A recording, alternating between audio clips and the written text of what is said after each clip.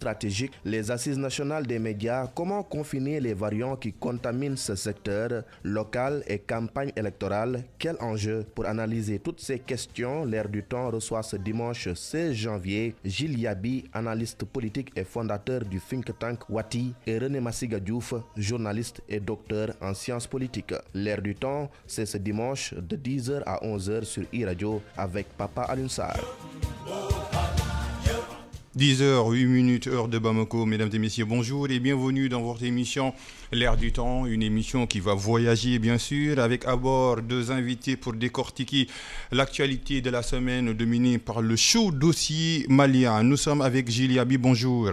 Bonjour. Analyste politique, directeur du think tank citoyen Wati. Avec nous, René Massiga Diouf, bonjour. Bonjour. Journaliste et docteur en sciences politiques, L'Air du Temps, et c'est parti. Aujourd'hui, le monde entier voit où se trouve la légitimité populaire. Tous les Africains sont en train de regarder le Mali. Toute l'Afrique regarde le Mali aujourd'hui. Dans une certaine mesure, le destin de l'Afrique se joue au Mali aujourd'hui. Pendant 70 ans, il n'a jamais fait un an où il n'y a pas eu de révolte. Quand ce n'est pas les Touaregs, c'est les Arabes, c'est les Soreilles, c'est les Bobos, c'est les Sénoufos, c'est les Bamana, c'est les Peuls, c'est les Sarakolés. Ce sont les enfants, les fils et les petits-fils, les arrière-petits-fils de ces hommes-là qui sont à la tête de l'État aujourd'hui. Le peuple malien droit dans ses bottes, comme le Premier ministre de la Transition, Choguel Maïga, entreilli pour torpiller les sanctions de la CEDEAO en vendredi de manifestations dans les rues de Bamako, capitale de la bataille ou bataille capitale pour les autorités maliennes, afin de maintenir le projet de rester encore 5 ans au pouvoir. Le Mali attire et déchire aussi les nations du monde, une guerre froide dans un grand pays qui subit sa géographie de même que sa démocratie. Gilles Yabi, jusqu'où peut aller cette contestation contre les sanctions de la CEDEAO au Mali? Bonjour à nouveau. Je crois que il faut d'abord souligner la complexité de la crise. Il y a effectivement la géographie du Mali, il y a des intérêts géopolitiques, il y a donc une dimension interne, mais aussi des dimensions extérieures à cette crise.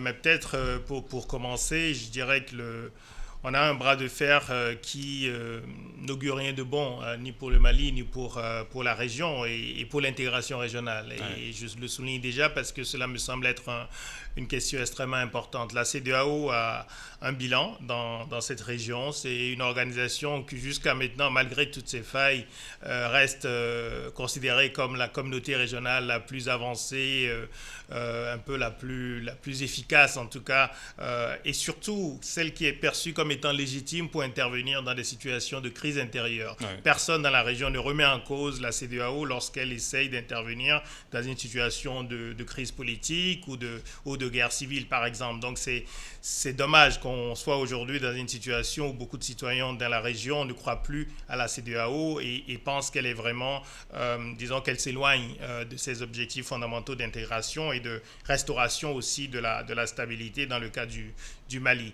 Je crois aussi que ces sanctions, elles sont extrêmement dures sur le plan économique. Le fait d'avoir la CEDEAO, mais aussi lui et moi qui est entré dans la danse, ça veut dire le gel des avoirs à la Banque centrale, les avoirs du Mali. Et on a vu, la dernière fois qu'on avait ce type de sanctions, c'était dans le cas de la crise ivoirienne. Ce sont des sanctions qui sont pas tenables, qui sont pas soutenables au-delà de quelques semaines, a priori. Donc, pour moi, ça reste une décision contre-productive. Et ce qu'on a vu comme manifestation à Bamako, pour moi, souligne ce côté contre-productif, parce que finalement, un des effets de ces sanctions, ça a été de permettre à la junte de mobiliser énormément de monde et évidemment de faire un amalgame en ceux qui se sont mobilisés contre les sanctions et ceux qui se sont mobilisés pour la junte ou peut-être pour une durée longue de la transition, ce qui n'est évidemment pas la même chose. Et retrait des ambassadeurs de tous les États membres de la CEDEAO au Mali, fermeture des frontières entre le Mali et la CEDEAO, suspension des transactions entre la CEDEAO hors médicaments et produits de première nécessité. Ces sanctions sont sévères, René Massiga Diouf? Oui, sévères, on peut le dire ainsi. Elles sont effectivement très, très, très sévères. Et peut-être que certains n'attendaient pas la CEDEAO à ce niveau-là. On s'attendait à ce que la CEDEAO fasse encore plus dans le domaine peut-être de la discussion, de la négociation et la poursuite des échanges, parce que c'est ça qui a été commencé. Je crois que la CEDEAO a une tradition de pratique diplomatique en amont. Et je crois que cette fois-ci aussi, cette tradition a été poursuivie. Il n'y a pas eu de rupture dans ce domaine, de rupture fondamentale. Parce que je crois que les tractations même ont commencé juste après le départ d'Ibrahim Boubacar Keïta et la prise de pouvoir par les militaires. Donc la CEDEAO a poursuivi dans cette dynamique. Malheureusement, il y a eu quand même des mésententes extrêmement profondes, des contradictions dans la manière même d'aborder la transition avec la junte, et c'est ça qui a été à l'origine du problème. Et je crois qu'il faut surtout soulever, ce qu'il faut surtout soulever dans ce domaine, c'est à ce niveau, c'est l'arrivée des Russes qui a exacerbé les tensions entre les deux parties. Les mercenaires Wagner. Oui, les mercenaires Wagner. Donc il faut se dire que ces sanctions sont certes très très très très sévères, mais la CEDEAO était aussi dos au mur, parce quand même que la décision de l'intervention, de faire en sorte pour la junte d'avoir par exemple un groupe comme Wagner sur le terrain a surpris quasiment la CEDEAO, qui était en pourparlers avec la junte, avec les dirigeants du Mali. Et donc la CEDEAO ne pouvait pas faire autrement.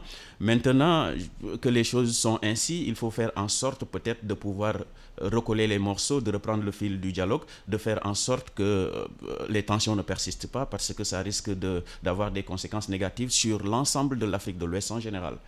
Juliami, il fallait peut-être que la CEDEAO sortit le bâton pour avertir les pays qui tenteraient de faire comme le Mali, la Guinée par exemple. Oui, bon, pour la Guinée, je dirais c'est trop tard. Hein. Il y a déjà eu un coup d'État en Guinée, on est en transition aussi. La durée de la transition, par exemple. Oui, sur la durée de la transition, oui. C'est sûr que sur la durée de la transition... faire du Mali un cas d'école, par exemple. Oui, mais alors je pense que faire du Mali un cas d'école ne peut pas justifier qu'on prenne des sanctions qui, elles, touchent la population. Pourquoi elles sont sévères? Pourquoi ces sanctions sont sévères? Il y a des sanctions individuelles, je pense, qui ont déjà été prises par la CEDEAO contre les dirigeants de la junte, contre les membres du Conseil national de transition. Il n'y avait pas eu de manifestation ni au Mali, ni ailleurs pour protester contre ces sanctions. Donc, tout le monde est d'accord sur la nécessité pour la CEDEAO d'être ferme et d'encadrer de manière assez stricte la transition dans sa durée et dans les modalités de sa conduite. Après, il y a un autre débat sur lequel on reviendra, sur la durée de la transition et sur le primat des élections, mais il est très clair qu'il ne faut pas laisser des militaires au pouvoir faire ce qu'ils veulent, ça c'est certain. Et donc ces sanctions individuelles, elles, on pouvait estimer qu'elles ne posaient pas de problème. Mais les sanctions qui ont été prises maintenant, fermeture des frontières, à nouveau gel des avoirs de l'État malien à la Banque centrale, ça va compliquer le paiement des salaires, ça va bloquer une grande partie du système bancaire et du système financier, et ça va pousser une forme encore plus d'informalisation de l'économie. On a des économies qui sont déjà très informelles, et l'économie malienne n'y échappe pas, donc elle va l'être encore davantage. Et c'est pour ça que je soulignais dès le début de l'intervention la nécessité, je crois, de voir au-delà du Mali la question de l'intégration régionale. Qu'est-ce que ce type de moment signifie pour la construction d'une communauté des destins en Afrique de l'Ouest lorsque les citoyens maliens, mais aussi beaucoup de citoyens dans les autres pays, pensent que la CEDEAO n'est plus au service des peuples et qu'elle est au service des dirigeants. Je crois qu'il y a beaucoup d'exagération dans le fait de dire cela et de penser cela. La CEDEAO a un bilan. La CEDEAO, comme M. Diouf l'a signalé, a beaucoup discuté avec la junte. Elle a même essayé vraiment d'éviter de prendre ces sanctions. Ça, c'est une réalité. Mais de fait, elle a pris ces sanctions et je pense que l'effet politique des sanctions, on le voit. Aujourd'hui, le Premier ministre a fait une longue interview hier, on le voit.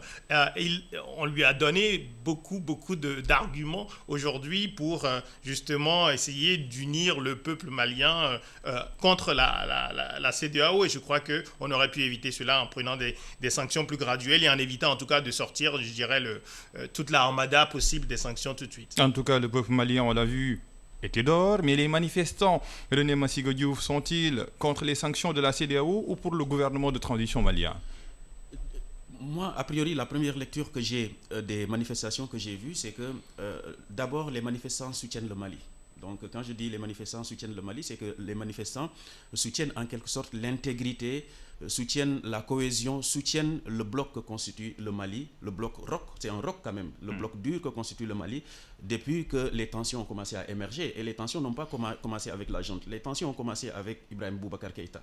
Et vous voyez, dès que, à chaque fois par exemple qu'il y avait une situation qui commençait à échapper, les manifestants, pratiquement il y a des Maliens qui étaient sortis. Et je crois qu'un mouvement comme celui de l'imam Diko a surfé sur ça, sur ce le fait. M5 RFP. Le M5 RFP a surfé sur ça, a saisi l'opportunité pour faire en sorte de pouvoir récupérer quand même tous ces mécontentements, mais ce patriotisme malien. Et donc c'est ça qui s'est poursuivi avec la junte, parce qu'en un moment aussi, les gens ne voulaient plus du régime d'Ibrahim Boubacar Keïta. Et donc cet élan s'est poursuivi, cet élan a continué et a donné aujourd'hui ce que nous avons. Et donc quand des acteurs qui sont considérés comme illégitimes, comme le disent certains, des acteurs qui sont considérés comme étant une sorte de syndicat et qui n'interviennent que quand il y a des situations de crispation, interviennent de manière aussi sévère dans la politique interne d'un pays. Souvent, ça crée un choc au niveau de la population et les gens sont obligés de se sentir tous concernés, et c'est ça qui a été à l'origine un peu des manifestations. Le deuxième niveau de lecture, la deuxième chose que je voudrais évoquer, c'est que je ne sens pas que ce soit un soutien en tant que tel au régime. Donc comme je l'ai dit, si les gens se sentent obligés pour défendre le Mali, et ils sont sortis pour défendre le Mali, ils ne défendent pas obligatoirement le régime, la junte, même si d'ici et là on peut voir des pancartes qui sont brandies pour dire que nous voulons encore Goïta, etc. Il y avait un tout dans les... Oui, il y avait un tout. Et donc ce que les gens défendent, et même on peut ressentir ça à travers les communiqués de la société civile africaine. Les gens ils disent qu'ils défendent le Mali. Toutes les sociétés et pratiquement toutes les entités qui ont fait des communiqués et qui ont fait des sorties disent que nous défendons le Mali contre la CEDEAO, qui n'est pas très en tout cas une instance qui intervient quand il le faut. Parce qu'il y en a qui évoquent par exemple les situations de troisième mandat.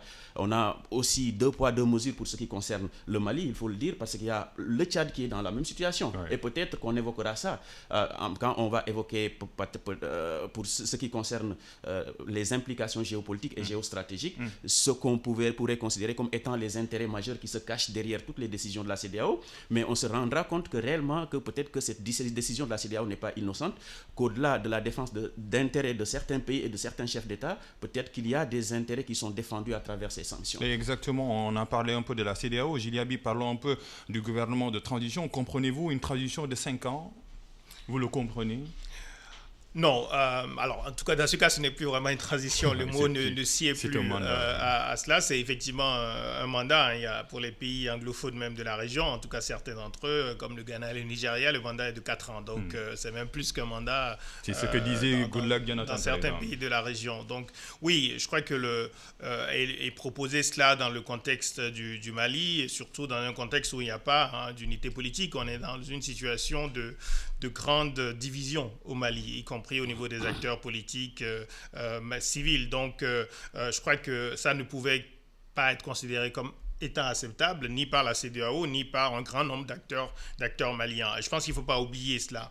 La vraie question, enfin, l'une des questions importantes, c'est aussi l'adhésion d'une majorité d'acteurs politiques et d'acteurs de la société civile malienne à un agenda de transition. Et on ne peut pas dire que l'agenda proposé par la junte correspondait à cela. D'ailleurs, les assises de la refondation qui ont été organisées n'ont pas proposé 5 ans. Les assises ont proposé une durée entre 6 mois et 5 ans. C'était assez clair. Donc c'est après un panel de personnalités qui ont proposé 5 ans. Et on imagine bien que c'est vraiment le choix plutôt des autorités de la junte, du colonel Goïta et du Premier ministre Choguel Maïga notamment. Et donc oui, la durée de transition de 5 ans ne me semble pas acceptable et je pense que la CEDEAO est légitime pour contester cette durée-là. Mais ça ne veut pas dire que 6 mois me semble être très raisonnable.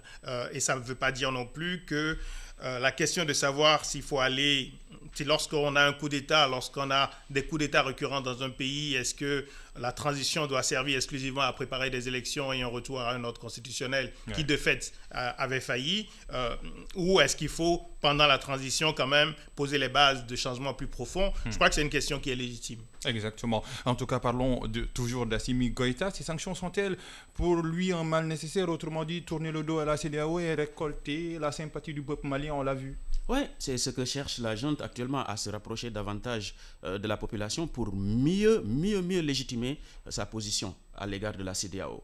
Parce que quand même, il faut se dire que les sanctions sont tellement, bon, on ne cessera jamais de le répéter, les sanctions sont tellement dures que le régime malien est obligé maintenant de chercher de gauche à droite comment s'en sortir. Oui. Je crois que Gilles Yaby est économiste et il a évoqué quand même les conséquences négatives que peuvent avoir ces sanctions, non seulement pour le Mali, mais aussi pour la sous-région ouest africaine. Le Sénégal, on l'a vu. Oui, pour le Sénégal, on a commencé à ressentir un peu de ces effets. Et je sais qu'à terme, ça va être des pertes énormes pour l'économie sénégalaise. Exactement. Alors, on pourra toujours se poser des questions sur pourquoi est-ce que le régime sénégalais a hypothéqué ses intérêts pour s'aligner derrière les positions de la CEDEAO. Ça aussi, c'est un autre débat. Mais ce qui est sûr, c'est que le régime va profiter de cette situation pour continuer un peu à légitimer son coup. Et donc, le régime a déjà commencé parce qu'il faut se dire surtout que la CEDEAO a décidé de prendre le dossier malien à bras le corps quand, par exemple, la junte a commencé à se tourner vers des pays étrangers. En l'occurrence, la Russie, mais il n'y a pas que la Russie, il y a aussi la Chine qui garde une coopération extrêmement importante avec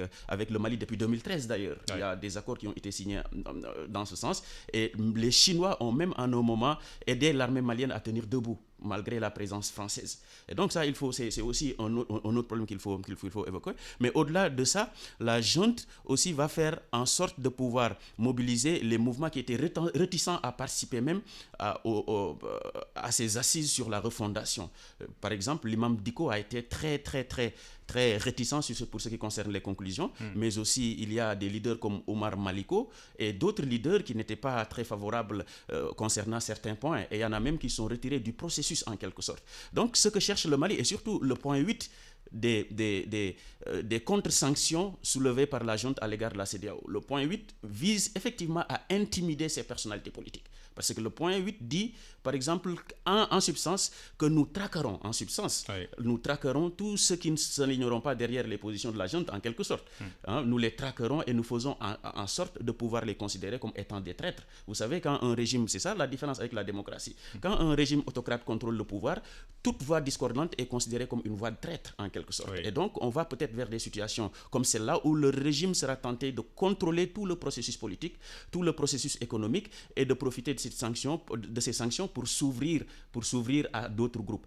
Maintenant, bon, moi je crois qu'il faut aussi revenir sur le fond même des discordes qu'il y a eu entre la CEDEAO et la junte. Parce que ce qui s'est passé, tout s'est accéléré quasiment quand la France a commencé à vouloir reconsidérer sa mission militaire dans le pays en un moment. Ce que la France a demandé, c'est de faire en sorte quand même de pouvoir élargir son éventail, parce que la France s'était rendue compte que 10 ans de présence militaire n'a pas suffi à éradiquer le terrorisme dans cette zone, surtout dans le massif des Iforas. Et au contraire, il y a beaucoup de pays qui sont touchés, notamment la zone des 3 frontières, avec le Niger et le Tchad, des pays qui sont en train d'être vraiment touchés de manière vraiment tragique par le terrorisme. Et donc la France a pensé aussi qu'il ne faut pas limiter son action dans seulement ces zones. Il faut aussi élargir, parce que le mouvement terrorisme est en train aussi de s'élargir vers une zone qui s'appelle une zone vers, par exemple, le golfe de Guinée, en quelque sorte. Ouais. Et ça aussi, ça a poussé la France un peu à revoir son... Maintenant, ce que Goïta voulait, oui, c'est aussi faire en sorte de pouvoir assurer les réformes. Et les gens de la CEDEAO ne voulaient pas trop ça. Le colonel Assimi Goïta a voulu, par exemple, que la transition puisse être assurée, notamment les questions qui concernent l'assainissement de la gouvernance, le découpage administratif et en quelque sorte la préparation des élections. Et des membres de la CEDEAO, notamment le médiateur en chef, Goodluck Jonathan, avait pensé que réellement ça devait être du ressort, par exemple, du gouvernement qui sera élu. Et donc c'est là que les crispations aussi ont commencé à prendre un certain niveau. Exactement. Et on a vu un peu que certains reprochent à la France d'être derrière ces sanctions, illusion et réalité. Gilles Yaby.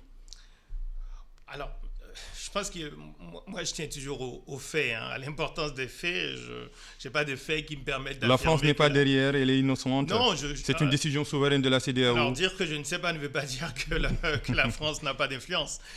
Et il y a une différence aussi entre avoir une influence et contrôler une décision. Je crois que il me semble en tout cas excessif de penser que tous les dirigeants de 15 pays de la CEDEAO, y compris la puissance économique et politique qu'est le Nigeria et un pays comme le Ghana, qui sont des pays qui ont quand même des relations assez différentes de celles des pays francophones avec la France, ça m'étonnerait que ces 15 pays-là, y compris donc ces pays anglophones, s'alignent simplement sur une volonté de la France, sur une situation qui concerne un pays de la région. Je crois que c'est excessif et que ça ne correspond pas à la manière dont les choses fonctionnent. Ce qui ne veut pas dire à nouveau que la France n'a pas une position qui d'ailleurs s'exprimait depuis plusieurs semaines de manière très claire. Elle a soutenu les décisions de la CEDEAO. Elle a soutenu bien sûr et elle pousse l'Union européenne à soutenir. Ça c'est très clair. La position de la France est très claire et au Conseil de sécurité, c'est la France aussi qui proposait une déclaration qui finalement n'est pas passée à cause du veto de la Chine et de la Russie.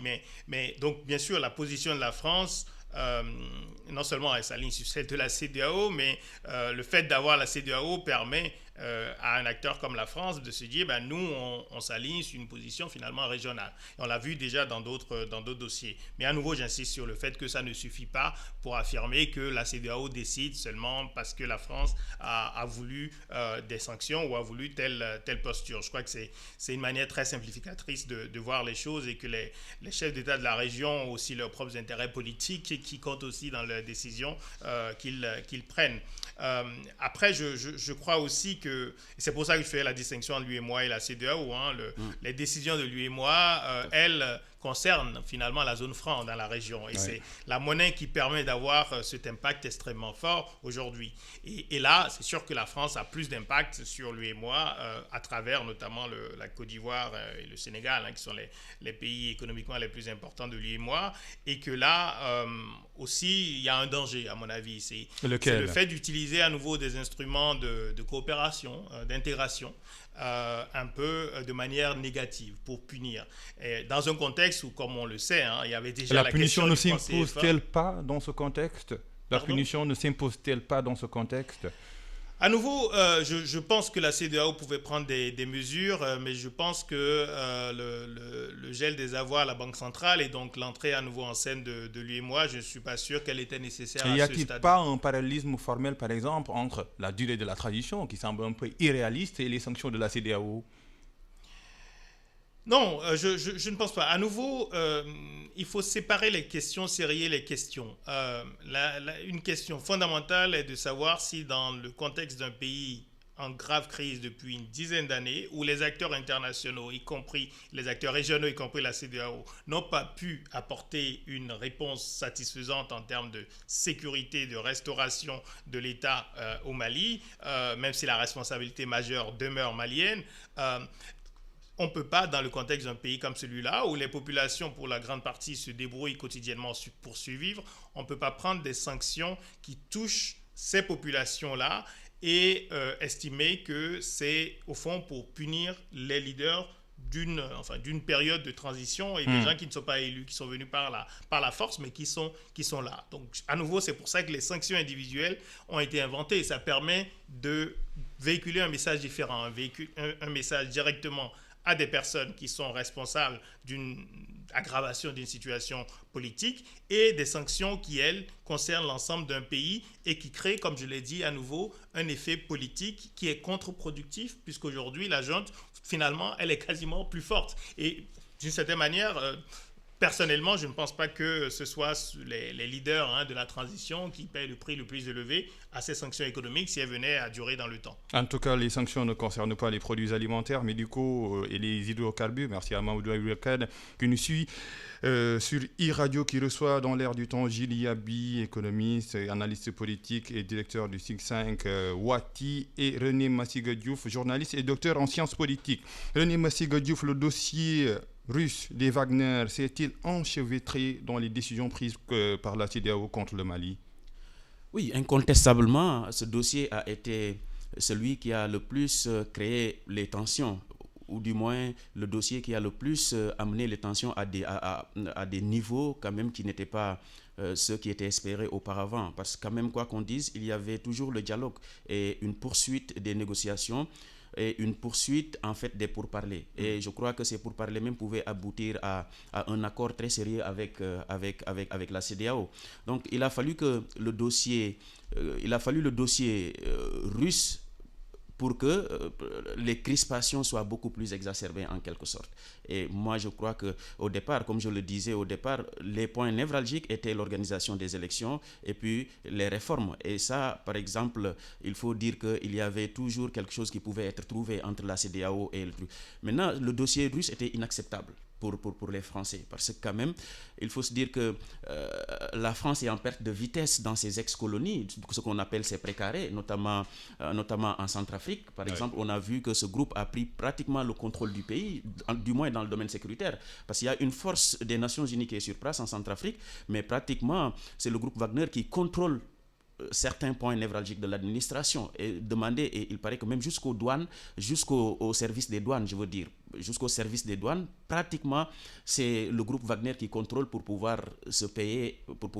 Mais ça, c'est pas des situations qui sont nouvelles dans certains pays africains. On voit par exemple que dans des pays comme la RDC, la Chine, par exemple, est extrêmement influente. Oui. La Chine est extrêmement influente et pratiquement la Chine est amenée à jouer ce rôle pour ce qui concerne plusieurs services à l'intérieur de la RDC. Et donc, pour le Mali aussi, le recours à ce groupe a créé une sorte de crispation des tensions entre la France et l'Union européenne et même les Occidentaux de manière générale, parce que quand même, les États-Unis voient d'un bon œil l'agitation russe un peu partout à travers le monde. Et pour les Russes aussi, il s'agit de revenir sur la scène internationale. Il y a les intérêts aussi. Les intérêts stratégiques, les intérêts géostratégiques, parce que quoi qu'on dise aussi, il faut retenir le fait que les Maliens ont toujours eu une grande coopération avec les Russes. Ça, il ne faut pas perdre ça de vue. Ah oui. Dans le passé, par exemple, il y a eu des fonctionnaires et même des militaires russes qui ont été formés en Russie. Par exemple, dans la junte, vous trouverez des profils qui ont parachevé leur formation dans les écoles de guerre russes. Je ne peux pas nommément citer des noms, mais je sais par exemple que quelqu'un comme Assimi Goïta a fait un stage en Russie. Et donc, il y a aussi pas mal de soldats comme ça, d'officiers supérieurs, mais qui ont été en contact à un moment donné avec les Russes. Et donc ça a toujours existé avec le Mali, ça a toujours existé avec la Guinée. C'est le Sénégal qui fait exception dans la coopération militaire avec la Russie. En tout cas, pour ce qui concerne l'Afrique de l'Ouest. Il y a le Sénégal, peut-être la Côte d'Ivoire, et ça, c'est lié au fait que nous étions très proches, par exemple, de la France, alors que les autres étaient beaucoup plus dans une logique d'ouverture. Ce que les Occidentaux ne veulent pas, pour ce qui concerne certains pays africains qui constituent leur précaré, parce que le Sénégal n'est pas stratégique seulement pour la France, le Sénégal est stratégique aussi pour les États-Unis, le Sénégal aussi est stratégique pour d'autres pays. Ce que les Occidentaux ne veulent pas de manière générale, c'est qu'il y ait un rapprochement stratégique avec la Russie, qui sont avec les Occidentaux dans une logique de guerre perpétuelle quasiment. Moi, je ne parlais pas de la guerre froide, mais c'est comme si on était dans une logique de retournement, en tout cas de retour dans les situations qui ont préexisté dans les années 90 et même avant. Pratiquement, c'est à cela qu'on assiste. Les Français ou bien les Occidentaux qui prennent des vétos, des initiatives au niveau des Nations Unies, mais que les Russes et les Chinois automatiquement ne soutiennent pas. Dans le Conseil de sécurité. Voilà, dans le Conseil de sécurité. Que l'arrivée du groupe Wagner a créé un véritable malaise au sein de la CEDEAO aussi. Il faut reconnaître parce que aussi, si on se pose des questions sur l'efficacité de ce groupe, on peut aussi se demander si ça a permis ailleurs, notamment en Centrafrique, de régler les questions de sécurité de manière générale.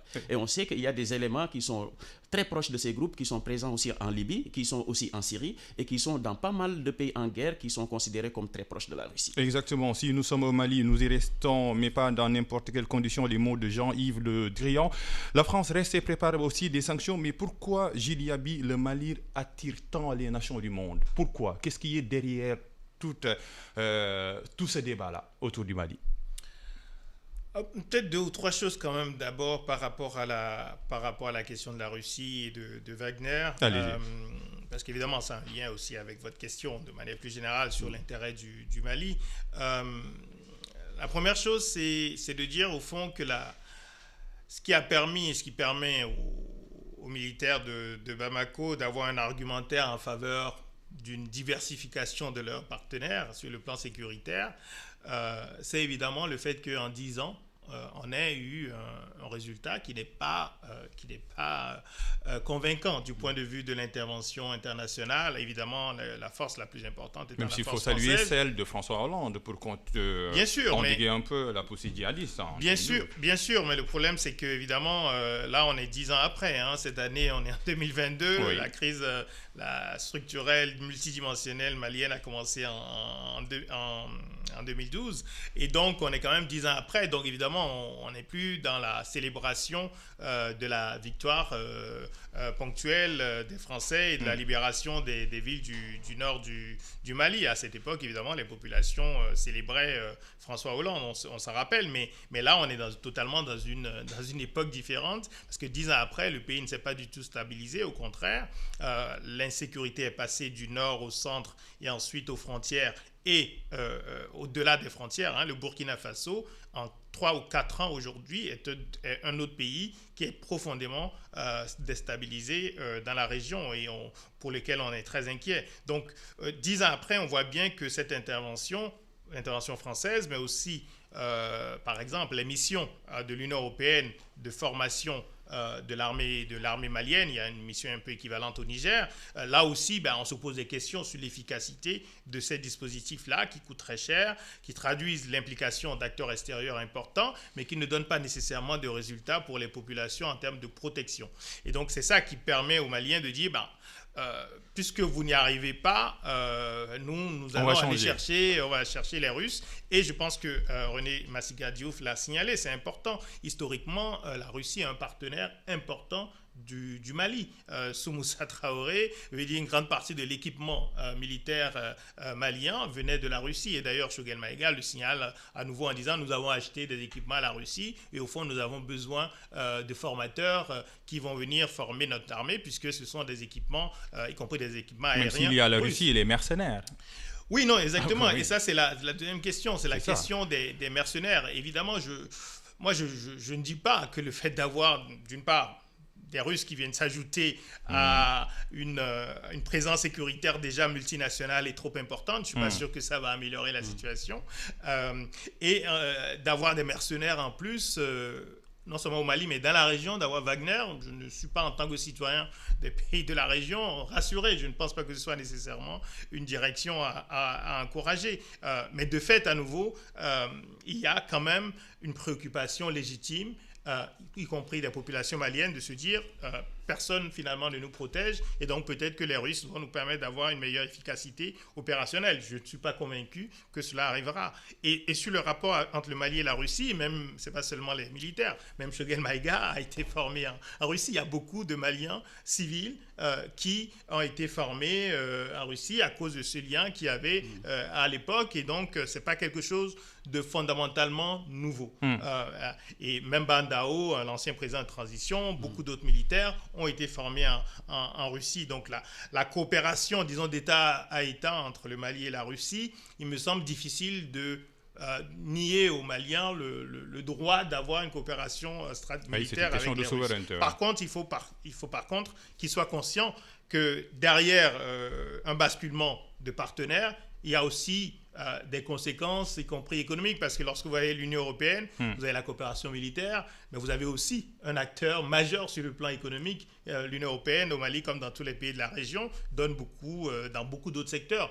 Il ne faut pas penser que ce qui se passe sur le terrain sécuritaire n'a pas d'impact sur ce qui se passe de manière globale sur la coopération entre l'Union européenne, par exemple, et le Mali. Donc, c'est une situation à nouveau qui est très complexe. Ce qui me semble être important, c'est d'avoir quand même en tête l'intérêt des populations maliennes et l'intérêt de stabilité et de sécurité de la région ouest africaine. Et parlons un peu des conséquences économiques. Économiquement, si le Mali a le rhume, le Sénégal, tous des centaines de camions empruntent le corridor Dakar-Bamako au quotidien, le port de Dakar et aussi celui du Mali. La diplomatie sénégalaise, René Massiga Diouf, doit-elle être en première ligne dans les négociations ?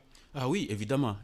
Moi, je crois que maintenant que nous nous sommes alignés sur la position de la CEDEAO, il faut que nous fassions tout pour prendre notre place. Je crois qu'actuellement, au niveau international, ce qui relie les États, c'est les luttes d'influence. Et donc, les luttes d'influence dans les pays qui sont très proches des uns et des autres. Et moi, je crois que si la Russie se bat autant, c'est pour pouvoir conserver ses intérêts, c'est pour pouvoir faire en sorte de continuer à contrôler les pays qui sont considérés comme ceux avec lesquels elle était proche historiquement. Et donc c'est pour cela que même si la Russie s'était un peu retirée du Mali, la Russie ne s'est jamais écartée du jeu politique malien en quelque sorte. Et le Sénégal donc, dans tout cela, pour ce qui concerne le Sénégal, la diplomatie sénégalaise, nous devons être effectivement en première ligne. Nous devons prendre maintenant les initiatives parce que quoi qu'il se passe, ce sont nos intérêts qui sont menacés en premier.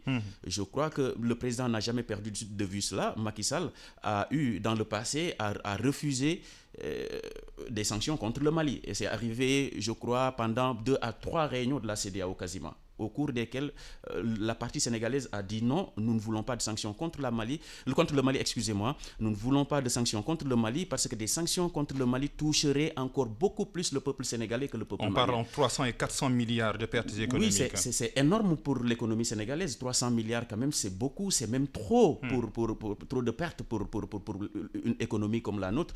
Imaginez le nombre, par exemple, d'emplois, imaginez les investissements que pourrait assurer 300 milliards de francs CFA. Et donc c'est d'abord pour cela, mais aussi le fait que du point de vue des regroupements sous-régionaux, un pays a toujours besoin de poursuivre les dynamiques relationnelles qui existaient et qui sont confortées par l'histoire. Et dans ce registre, le Sénégal a eu des dynamiques relationnelles extrêmement profondes avec certains pays de la sous-région. Et c'est la raison pour laquelle, par exemple, Léopold Sédar Senghor parlait de cercle concentrique en diplomatie. En disant, par exemple, que pour que nous puissions être efficaces sur l'international et surtout dans les instances sous-régionales, nous devons faire en sorte de pouvoir avoir les liaisons qu'il faut avec les pays de la sous-région. Et les liaisons qu'il faut, c'est de faire en sorte d'être en première ligne, mais c'est de faire en sorte de pouvoir guider, par exemple, toutes les actions, toutes les décisions qui sont prises, aussi bien par les instances régionales, mais aussi par les institutions internationales pour ce qui concerne un pays de la sous-région. C'est d'ailleurs l'une des raisons pour lesquelles, par exemple, le Sénégal a pris l'initiative de la décision pour ce qui concerne la Gambie il y a quelques années. Le Sénégal a dit non, la Gambie, c'est pratiquement le Sénégal, c'est la Gambie, et que par conséquent, on ne laisserait personne prendre les initiatives et les devants pour ce qui concerne. Et le Sénégal a bien joué ce rôle. Je crois que c'est ce même rôle que le Sénégal doit continuer à jouer pour ce qui concerne le Mali et pour ce qui concerne aussi la Guinée. Et nous sommes dans de très bonnes dispositions parce que quand même la diplomatie sénégalaise est très active. La diplomatie sénégalaise est dotée quand même de personnel intellectuel, mais de personnel extrêmement compétent pour pouvoir assurer ce rôle. Ce qui reste maintenant, c'est mesurer quand est-ce qu'il faut intervenir, c'est-à-dire l'opportunité de l'action, les moyens à mettre en œuvre, mais je crois que c'est le moment maintenant d'intervenir parce que plus le temps avance, plus le Sénégal perd. Et plus le Sénégal perd, plus les autres acteurs interviennent parce que le Mali intéresse pratiquement tout le monde. Du point de vue, géographiquement parlant, rapidement, parce que je sors ces considérations, le Mali quand même, du point de vue de l'étendue du territoire, c'est 1,2 km². Le Mali, c'est le deuxième pays le plus grand pratiquement de l'espace ouest africain. Derrière le Niger, évidemment, et autour de entre 7 et 8e de l'espace africain. Et donc, si vous prenez aussi du point de vue de son sous-sol, le Mali est extrêmement riche. Et que donc potentiellement, ça peut à l'avenir constituer une sorte de, ça peut créer en tout cas, ça peut aiguiser en quelque sorte comme c'est le cas, comme ce fut le cas. Oui, comme ce fut le cas et comme c'est le cas actuellement, parce que même tous les combats qui sont menés aussi bien par les institutions internationales, par les institutions régionales, mais c'est pour faire en sorte de protéger l'espace Sahel de manière générale, mais qui est extrêmement riche. Maintenant, ce sont les politiques qui créent les problèmes, parce que c'est le déficit de stabilité politique qui crée tous les problèmes que nous avons ici dans l'espace Sahel. Si vous regardez tous les coups, en général, les coups d'État sont partis de là. Guinée, problème de troisième mandat. Ce qui s'est passé en Côte d'Ivoire, problème de troisième mandat. Et donc, nous avons mis au Sénégal, pratiquement, le débat s'est posé. Problème de troisième mandat. Il se posera forcément en 2024. Donc, nous mettons trop d'années à régler des problèmes primaires de la gouvernance politique. Parce que les questions de troisième mandat, il y a des pays qui ne légifèrent même plus sur ça, sur l'international. Vous prenez des pays comme la Grande-Bretagne, pratiquement, on ne légifère plus sur ces cas qui qui sont évidents en quelque sorte. Et donc c'est ça le vrai problème de l'Afrique de l'Ouest. On perd trop de temps et il y a une sorte de retour en arrière parce qu'en 2000 par exemple, quand un régime arrivait au Sénégal, on avait pensé que ces problèmes étaient quasiment résolus et que ça ne se poserait plus dans le futur. Alors que 20 ans après, pratiquement, le problème se pose à nos pays. Moi, je crois que nous devons d'abord régler les stades primaires de la gouvernance politique si nous voulons avancer, si nous voulons faire en sorte de ne plus être en ligne de mire des grandes puissances en termes d'occupation et de satisfaction d'intérêts géostratégiques et géopolitiques. Exactement. Julie Abi, est-ce que René Massiga Diouf ne touche pas la racine du mal? Le problème, c'est la bonne gouvernance dans l'Afrique de l'Est, dans le continent africain, d'une manière générale, pour finir avec le dossier malien. Oui, la bonne gouvernance, même si le terme est un peu fourre-tout, mais on voit bien quand même, je pense que les citoyens voient bien ce dont il s'agit, c'est la manière dont nos États sont gouvernés. C'est très clair que c'est le cœur du problème, parce que, mais ça, c'est pas simplement la légitimité politique, notamment donnée par les élections, c'est aussi la légitimité par les résultats, par la capacité des gouvernants à répondre aux besoins des populations. Et je vais terminer peut-être aussi sur la dimension stratégique, parce que ce que René Massiga Diouf vient de dire sur les ressources, sur l'importance du Mali, mais c'est vrai pour beaucoup d'autres pays, mais par exemple, je pense qu'on découvre un peu aujourd'hui que le Mali a aussi du lithium, qui est une matière première stratégique pour l'avenir, enfin pour le présent déjà et pour l'avenir, essentiel pour les batteries. Et donc, mais c'est vrai pour quasiment tous les pays de notre continent. Et pour moi, ça montre que une des missions d'une organisation comme la CEDEAO devrait être justement aussi cette réflexion sur les questions stratégiques. Et c'est pour ça qu'effectivement, si on perd du temps, si tout le temps on est simplement sur des questions électorales, des questions de résolution de crise politique, de coup d'État, mais pendant ce temps-là, d'ailleurs, pendant ce temps-là, l'or il continue à partir tous les jours du Mali vers différentes destinations, y compris Dubaï et d'autres. Et pendant ce temps-là, on n'est pas, nous, en train de réfléchir à comment est-ce qu'au niveau des États et au niveau de la région, on renforce notre rapport de force dans la négociation sur l'exploitation des ressources naturelles. Ce sont des questions stratégiques extrêmement importantes et c'est pour ça, c'est sur ces questions-là qu'on a besoin de blocs régionaux et d'un bloc continental. Exactement, 10h48 à Dakar comme à Bamako au Mali. Nous restons au Sénégal pour parler un peu de la campagne électorale. Le deuxième sujet de cette discussion, la campagne électorale au Sénégal. 9e jour de campagne, mais la violence parle plus que les programmes. Le comprenez-vous, René Massiga Diouf? La violence parle plus que les programmes. Tout dépend. Moi, je crois que tout dépend aussi en tout cas, de l'angle. Ou bien parle autant que... Oui, parle autant. Effectivement, il y a des scènes de violence qui sont notées. Mais moi, je crois que aussi il y a les médias qui aiment mettre l'accent sur la violence, parce que peut-être que c'est la violence qui intéresse beaucoup plus en termes. Pensez-vous qu'il y a des programmes, qu'il y a des débats autour de cette campagne électorale, vous le pensez? Oui, pour ceux qui veulent suivre les débats, moi je crois. Vous-même vous aviez organisé un débat très intéressant hier. Avec Pape Diop, mais également avec Wardini. Avec Wardini, absolument. Donc vous-même ici à Immédiat, vous avez organisé un débat très intéressant. Et moi je crois que vous êtes loin d'être un cas particulier. Si on voit l'espace médiatique actuellement, lisez les journaux tous les jours, il y a quand même des propositions pertinentes qui sortent. Et il y a même vraiment des programmes sur lesquels les gens n'attendaient pas réellement que ça puisse sortir en vérité. Donc c'est des programmes auxquels les gens ne pensaient pas et pourtant qui sont sortis par les trucs et qui sont inspirés par ce qui se passe ailleurs, ce qui se passe aux États-Unis, ce qui se passe en truc. Donc il y a une nouvelle conscience citoyenne, une nouvelle conscience politique qui émerge en vérité. Moi, ce qui me frappe le plus dans cette campagne électorale et surtout dans ces élections locales, c'est l'engagement de nouveaux acteurs, surtout les jeunes et les femmes. Je sens de plus en plus une représentation extrêmement importante des femmes partout. Pratiquement. Mais il y a les coalitions qui sont toujours là. Oui, il y a des coalitions qui partent favorites. Oui, il y a des coalitions qui partent favorites, mais à leur tête des femmes. À leur tête des femmes, c'est ça que je veux dire. Il y a beaucoup de coalitions, mais qui ont investi des femmes dans des locaux, ce qui n'était pas le cas il y a quelques années. Parce qu'il y a la loi de la parité qui est là pour faire valider les listes. Effectivement, c'est pour ça que ça constitue une avancée, Pape Alioune Sarr. C'est parce que les gens sont plus ou moins conscients un peu qu'il y a une loi qui est là, qui a été... Parce que quand même, cette loi existe depuis combien d'années? Depuis plusieurs années maintenant, et elle n'a jamais été aussi bien respectée. Et donc, que les gens se mettent aujourd'hui à respecter cette loi sur la parité, je crois que c'est une très bonne chose, et ça a donné ce que ça donne aujourd'hui. Les femmes sont très très impliqués. Les femmes sont quasiment devant. La deuxième chose aussi, c'est les jeunes. Les jeunes sont très, très, très présents. Maintenant, la question que je me pose, c'est qu'est-ce qui motive tous ces acteurs à vouloir s'engager politiquement, surtout à la base où les intérêts sont limités. C'est la question que je me pose. Et là, les réponses peuvent être différentes selon les acteurs. On peut se poser énormément de questions par rapport à ça. Peut-être la gouvernance étatique, la manière dont l'État est géré actuellement, pose problème à leurs yeux.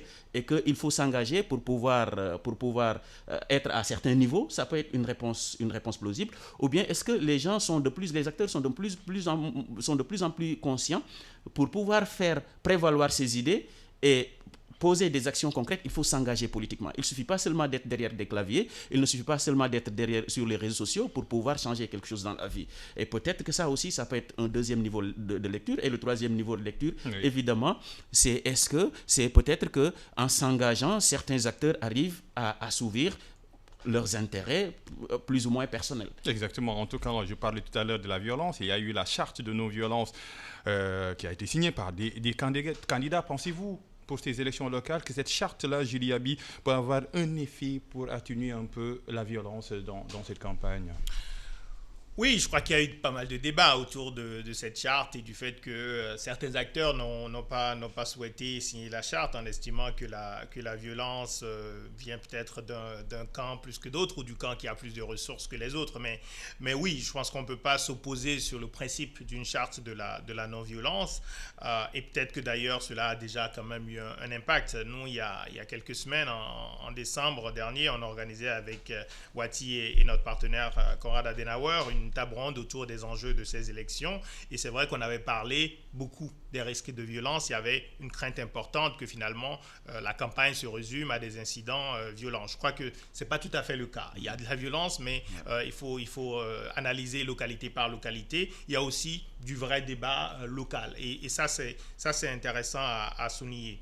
Et je voudrais aussi souligner le rôle des médias, hein, puisque je pense qu'une autre actualité, ce sont les assises des médias. Ouais. Mais je crois que c'est aussi aux médias de montrer un peu le meilleur d'une campagne et pas simplement le pire de la campagne, les invectives et les incidents violents. C'est aussi aux médias de faire en sorte que les citoyens s'intéressent davantage au débat. Les acteurs politiques doivent également jouer leur rôle. Absolument, les acteurs politiques doivent jouer leur rôle, c'est les premiers, ils doivent proposer quelque chose, sinon vous ne pouvez pas relayer, les médias ne peuvent pas relayer quelque chose qui n'existe pas. Donc, bien sûr que les acteurs politiques doivent proposer des offres, mais je pense que c'est important aussi que les médias jouent ce rôle-là, et d'ailleurs le groupe Immédiat le fait avec une culture du débat qui est vraiment très très intéressante sur différents sujets thématiques. Et ça, c'est très intéressant. L'autre chose que je voulais souligner aussi, c'est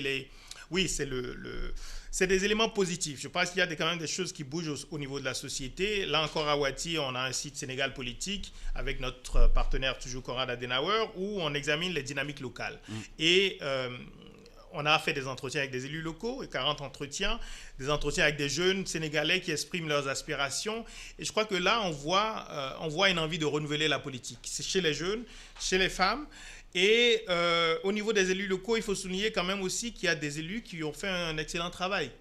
Et je pense qu'il faut mettre ça en avant lorsqu'on a une campagne sur les élections locales, de montrer qu'au fond, la qualité des dirigeants, des maires peut faire la différence. On a vraiment des exemples, quelques-ils ne sont pas très nombreux. En tout cas, ils ont au Sénégal, ils ont eu plus de temps. Ils ont eu plus de temps parce que le mandat a terminé depuis 2019. Bon, il y a d'autres on peut avoir beaucoup de temps et ne rien faire. Hein, donc, je pense qu'il faut montrer les exemples positifs où on a vu des régions ou des zones, en tout cas, se transformer économiquement, où on recrée l'espoir, notamment au sein des jeunes, d'une possibilité de rester là où ils sont et d'avoir un avenir. Et je pense que c'est important au moment de ces élections locales de parler d'économie, de parler de création d'emplois, de parler de diversification de l'économie, de parler de l'accès à l'école, de parler des services publics, de parler de la situation de l'éducation dans les zones d'orpaillage, par exemple, où les enfants sont complètement aspirés par les mines. Il y a beaucoup de sujets extrêmement importants qui peuvent être abordés et je pense qu'ils devraient être abordés dans une campagne comme celle-là. En tout cas, les médias doivent jouer le rôle. Pour le moment, les médias sont en conclave pour penser un peu les variants qui minent ce secteur. Les assises des médias qui ont commencé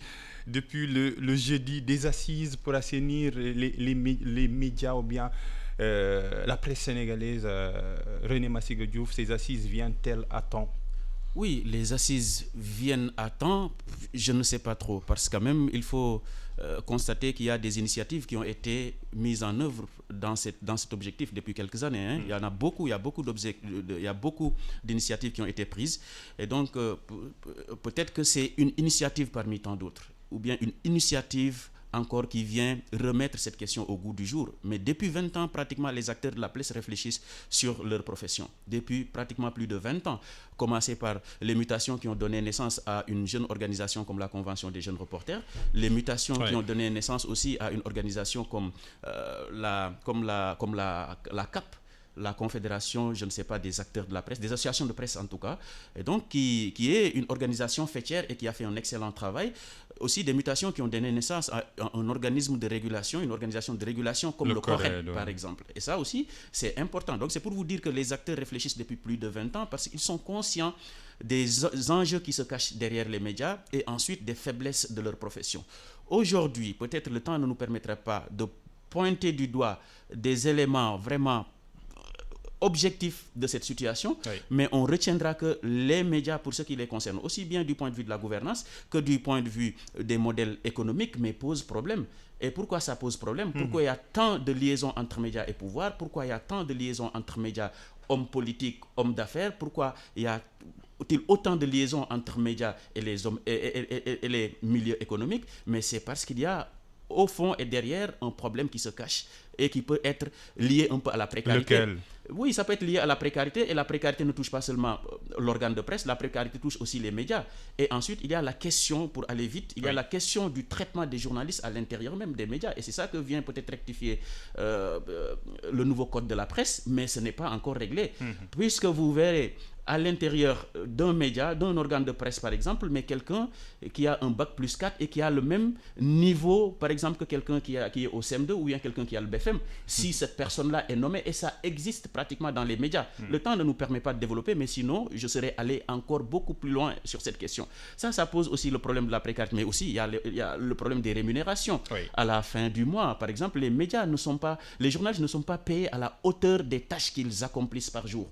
Et ça, c'est un réel problème. Et pourtant, on voit les responsables de médias, les dirigeants de médias qui sont immensément riches et même qui ne se cachent plus pour fréquenter certains lieux. Je le dis ainsi, parce que c'est comme ça que ça se passe dans les médias. Et donc, il faut que l'État intervienne davantage. Il faut aussi que les acteurs soient ensemble. Et c'est là que je vais finir.